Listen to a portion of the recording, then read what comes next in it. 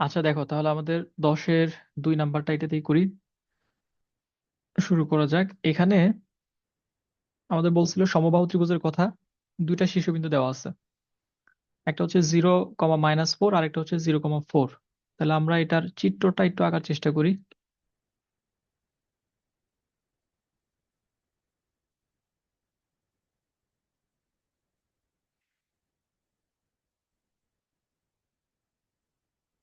0, -4, তার মানে ওয়াই অক্ষ বরাবর নিচের দিকে 4 ঘর যাবে এখানে, আর 0,4 এখানে। তাহলে এটা যদি একটা ত্রিভুজ গঠন করে, সমবাহু ত্রিভুজ, তাহলে এইটুকু হচ্ছে আমাদের একটা বাহু। এইদিকে এরকম হইতে পারে। আবার তার বিপরীত পাশেও কিন্তু আমরা সিমিলার টাইপের একটা ত্রিভুজ গঠন করতে পারি। অর্থাৎ এখানে দুইটা বিন্দু পাওয়া যাবে। আমরা যে অপর শীর্ষবিন্দুর কথা বলতেছি, এটার বিন্দুটা হবে দুইটা। তাহলে আমরা এখানে ধরে নিই এটা হচ্ছে এ বিন্দু, এটা হচ্ছে বি বিন্দু, আর এটা হচ্ছে সি বিন্দু।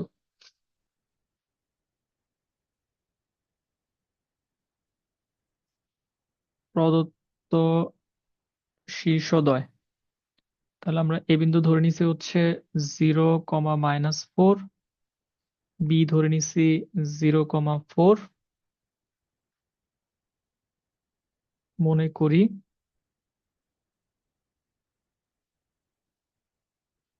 অপর শীর্ষবিন্দু এটা হচ্ছে সি, আলফা, বিটা। বা এখানে যেহেতু এক্স ওয়াই অন্য কোথাও ব্যবহার করা হয় নাই, X, Y ও লিখতে পারো। আচ্ছা, যেহেতু এটা সমবাহু ত্রিভুজ, তাহলে প্রশ্ন মতে A B equals to BC equals to C A. আচ্ছা, এখন তিনটা মান আমরা আগে আলাদা আলাদা ভাবে বের করে নিই। এটাকে 1 নং দিয়ে রাখলাম।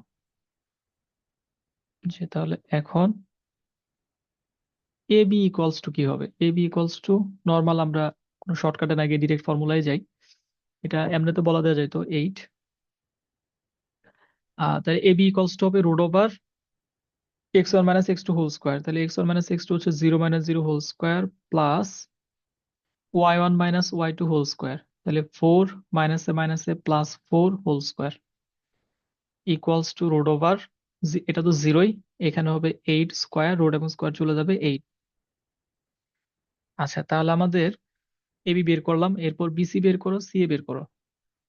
বিসি ইকুয়ালস টু √ওভার, বি হচ্ছে তোমার, আমরা আলফা থেকে বিয়োগ করি এটা। তাহলে α - 0 whole square plus β - 4 whole square equals to √over alpha square plus, এখানে আমরা ফর্মুলাটা অ্যাপ্লাই করে ফেলি।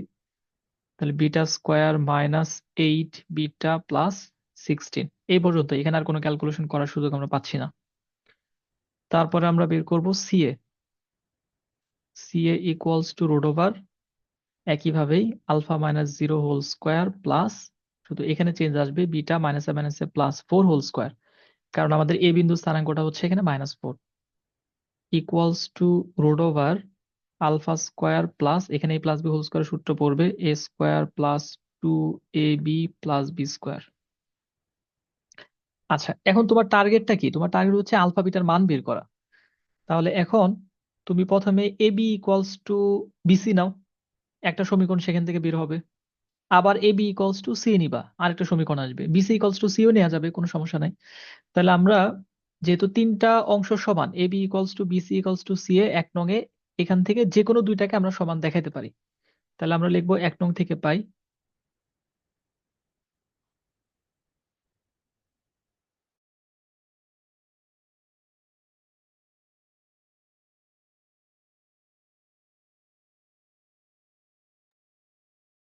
1 নং থেকে পাই আমরা A B equals to BC, বা 8 ইকুয়ালস টু বিসি হচ্ছে √ওভার alpha square plus beta square -8 β+16। দুই পাশে বর্গ করে দিলে 8 × 8 = 64, equals to alpha square plus beta square minus 8 beta plus 16। Alpha square plus beta square minus 8 beta, এরপর এই যে 16 যেটা আছে, আচ্ছা আরেকটা লাইন বাড়াই, +16 - 64 সব একপাশে নিচ্ছি, ইকুয়ালস টু 0। তাহলে এখান থেকে আমাদের থাকতেছে alpha square plus beta square plus 8 beta minus 48 equals to 0। 64 থেকে 16 বাদ দিয়ে দিচ্ছি। এখানে কিন্তু তুমি আর কিছু করতে পারতেছো না, কারণ এখানে দুইটা চলক আছে, আলফা আছে বিটাও আছে। এইটাকে একটা ইকুয়েশন দিয়ে রেখে দিতে হবে। সিমিলার টাইপের একটা ইকুয়েশন আমরা পাবো যদি আমরা এবি ইকুয়ালস টু সি এ অংশটা কনসিডার করি, অর্থাৎ এই যে প্রথমটা দ্বিতীয়টা নেই, দ্বিতীয় তৃতীয়টা নিলেও হবে, সরাসরি তখন মান চলে আসবে। তোমার যেটা সুবিধা হয়। আমাদের বেটার হচ্ছে আমরা বিসি ইকুয়ালস টু সি এ নেই, তাহলে আলফা স্কোয়ার বিটা স্কোয়ার একবারে চলে যাবে। তাহলে আবার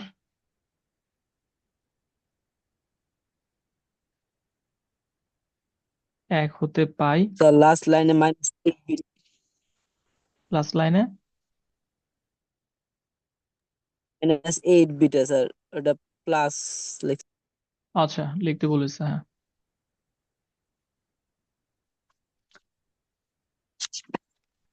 বিসি ইকুয়ালস টু সি এ, তাহলে তোমার এরপরে যে এই দুইটা সমান দেখাচ্ছ, তাহলে বিসি লেখো root over alpha square beta square minus 8 beta plus 16, root over alpha square plus beta square minus 8 beta plus 16, এটা।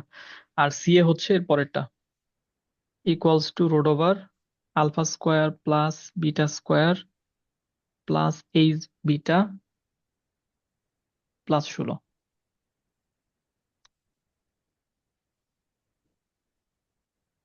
আচ্ছা এখন ক্যালকুলেশন করলে দুই পাশ থেকে তো রুট ওভার আমরা বাদ দিতে পারবো।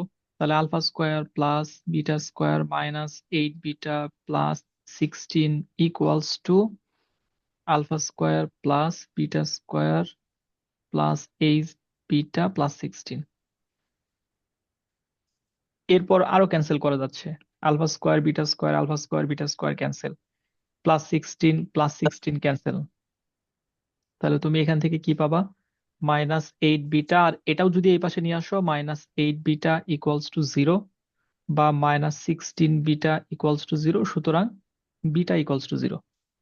তাহলে আমরা বিটার মানটা পেলাম। এখন এই বিটার মানটা আমরা যদি 2 নং সমীকরণে বসায় দেই, তাহলে আমরা এখান থেকে আলফার মানটা পেয়ে যাব, আর অঙ্ক শেষ হয়ে যাবে। তাহলে সুতরাং 2 হতে পাই, 2 হতে পাবো, আমরা এখানে বিটার মানটা বসাবো, তাহলে আলফা স্কোয়ার প্লাস 0, এরপর আছে -8 বিটা, তাহলে ওইটাও 0 হয়ে যাবে, -0 -48 ইকুয়ালস টু 0, বা alpha square equals to 48, alpha equals to plus minus root over 48। এখন রোডের ভেতরে যদি 48 থাকে, এটাকে ভেঙে ছোট করার ফর্মুলা হচ্ছে বা অয় হচ্ছে পূর্ণবর্গ সংখ্যার গুণিতক আকারে প্রকাশ করা। 48-এর থেকে ছোট একটা একটা করে দেখো, পূর্ণবর্গ হচ্ছে প্রথমে 36 গুণন সামথিং হবে না, তারপরে 25 গুণন সামথিং 48 হবে না, তারপরেরটা হচ্ছে 16, 3 × 16 = 48, তাহলে 3 × 16, এখান থেকে আসবে প্লাস মাইনাস 16টা বের হয়ে আসবে 4√3। তাহলে সুতরাং অপর শীর্ষবিন্দু, ওই যে বললাম দুইটা হবে, তাহলে +-4√3, 0। দেখো আমাদের চিত্র অনুযায়ী এরকমই হওয়ার কথা। আমাদের এই যে এটা কোথায় ছিল, এক্স অক্ষের উপর, এক্স অক্ষের উপর তার মানে কোটি শূন্য হবে। তাহলে একটা হলো বাম পাশে আর একটা হচ্ছে ডান পাশে, এই জন্য প্লাস মাইনাস, এই যে +-4√3, 0।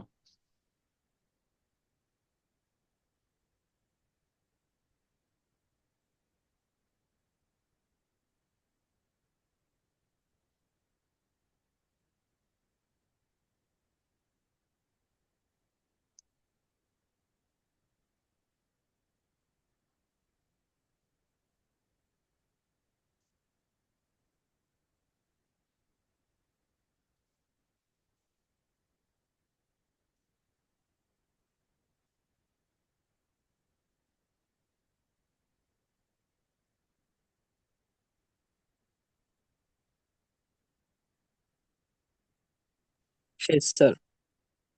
Yes, sir. আচ্ছা, তাহলে এটা বুঝতে পারছো? জি স্যার। ওকে। আহ এরপর তাহলে আমরা দেখব হচ্ছে আমাদের এই যে 11 নাম্বারটা।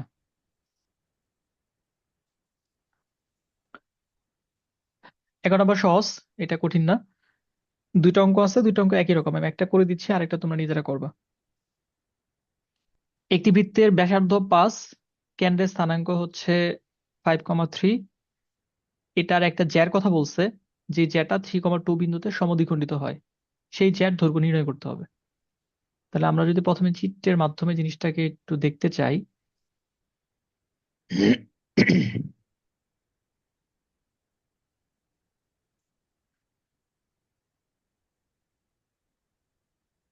সাপোজ এটা হচ্ছে আমাদের একটা সার্কেল। এই সার্কেলের একটা কেন্দ্র থাকবে। তাহলে এখানে হচ্ছে তার কেন্দ্রটা। এই কেন্দ্রের কথা বলছে, যে কেন্দ্র হচ্ছে 5,3। তাহলে 5,3 এটা হচ্ছে কেন্দ্র। তারপর একটা জ্যা, যে কোনো জায়গায় আমরা নিতে পারি। তো জ্যাটা আমরা নিলাম এখানে। এই জ্যায়ের কথাই মূলত আমাদের বলা হচ্ছে, এটা দৈর্ঘ্য নির্ণয় করতে হবে। আমরা এটা ধরে নেই আমাদের জ্যাটা হচ্ছে এবি। তো তোমাকে এখানে ব্যাসার্ধ দেওয়া আছে, বৃত্তের ব্যাসার্ধ 5। তাহলে আমরা কেন্দ্রের সাথে জ্যার যে কোনো একটা প্রান্ত যদি যোগ করে দেই, সেটাকেই তো আমরা বৃত্তের ব্যাসার্ধ বলতে পারবো। আর এই জ্যার মধ্যবিন্দুটার কথা বলা হয়েছে, এটার মধ্যবিন্দু হচ্ছে 3,2। এটাকে ধরলাম আমরা ডি। আর কেন্দ্রটাকে ধরি আমরা সি। তাহলে সি হচ্ছে কেন্দ্র, ডি হচ্ছে জ্যায়ের মধ্যবিন্দু। এই জ্যায়ের দৈর্ঘ্য আমরা বের করতে চাচ্ছি, ব্যাসার্ধ এটা হচ্ছে 5, কোশ্চেনে দেওয়া আছে।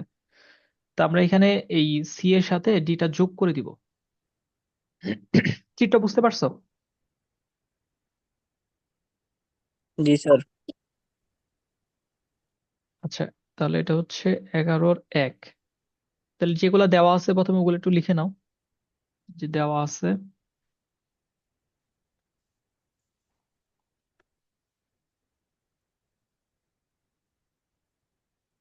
বৃত্তের ব্যাসার্ধ ইকুয়ালস টু 5,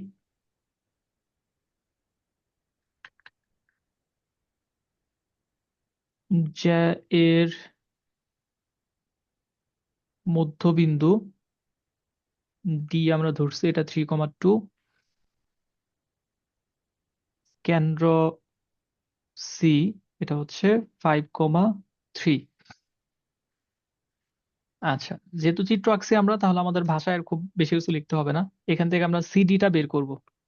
সুতরাং CD equals to root over 5 - 3 whole square plus 3 - 2 whole square equals to, এখানে 2 থাকবে, বর্গ করলে 4 যোগ 1 ইকুয়ালস টু রুট ওভার 5। তোমরা ছোট ক্লাসে একটা উপপাদ্য পড়ছো। ছোট ক্লাস বলতে ধরো 6, 7, 8 এর যে কোনো একটা ক্লাসে থাকার কথা। উপপাদ্যটা কি ছিল? যে বৃত্তের কেন্দ্র থেকে বৃত্তের যে কোনো জ্যায়ের মধ্যবিন্দুগামী সরল রেখা উক্ত জ্যায়ের উপর লম্ব, মনে আছে? স্যার। তাহলে আমরা জানি বৃত্তের কেন্দ্র হতে জ্যায়ের মধ্যবিন্দুগামী সরল রেখা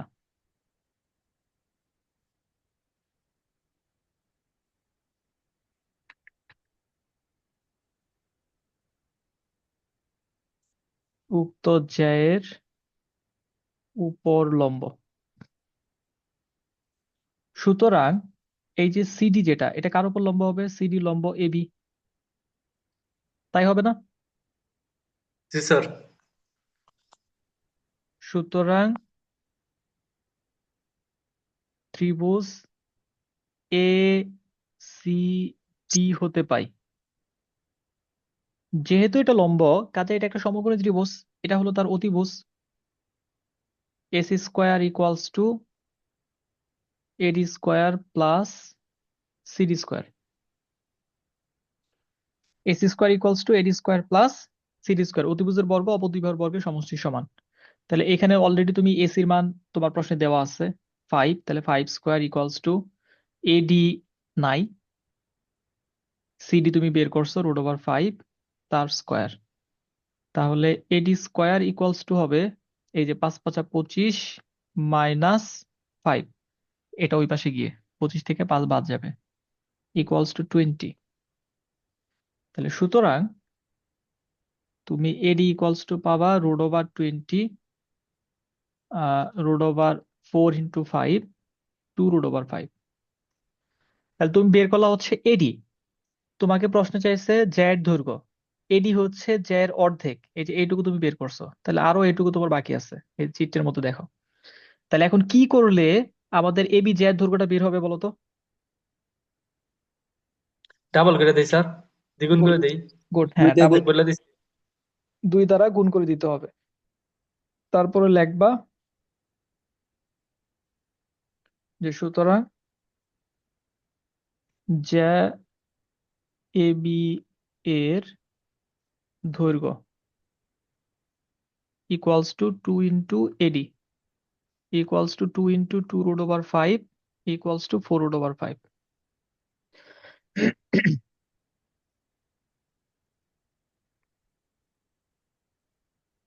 খাতায় লেখো আর পুরো অঙ্কটা দেখো ভালো করে, কোনো জায়গায় কনফিউশন থাকলো কিনা।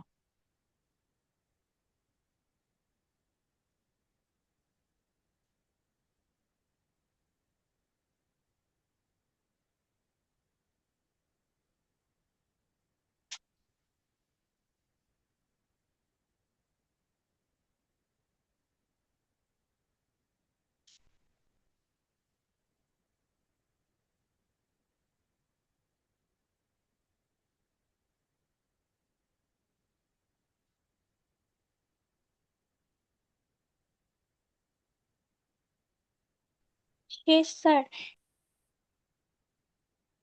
আচ্ছা, ঠিক আছে। তাহলে এই যে 11 2 যেটা, এটা দেখো একইভাবে করতে হবে। এখানেও তোমার কেন্দ্র দেওয়া আছে, ব্যাসার্ধ দেওয়া আছে, জ্যায়ের মধ্যবিন্দু দেওয়া আছে, দৈর্ঘ্য এখানে তোমাকে বের করতে বলছে আর এখানে দেখাইতে বলছে যে দৈর্ঘ্য হবে 2 √10। প্যারালাল অঙ্ক একেবারে সেম, শুধু মানগুলো আলাদা। এখানে ব্যাসার্ধ 5, এখানে ব্যাসার্ধ 10, এখানে কেন্দ্র 5,3, এখানে কেন্দ্র 11,2, এখানে জ্যায়ের মধ্যবিন্দু 3,2 আর এখানে জ্যায়ের মধ্যবিন্দু হচ্ছে 2,-1। পারবা 11 2 নাম্বার? পারবো। জি স্যার, পারবো স্যার। পারবো।